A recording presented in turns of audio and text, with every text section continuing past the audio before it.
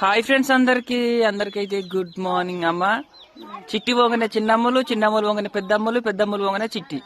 ఏం చేయమని హాయ్ చెప్తు దారంలో చాయ్ ఆర్పి అని తీసుకొని వచ్చా.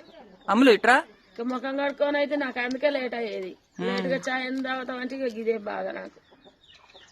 అందరితో తట్టుకోగలుగుతాం కానీ ఇక ఈమెతో తట్టుకోలేను. ఇట్రా అమ్ములు, నువ్వు కనిపిస్తలేవు.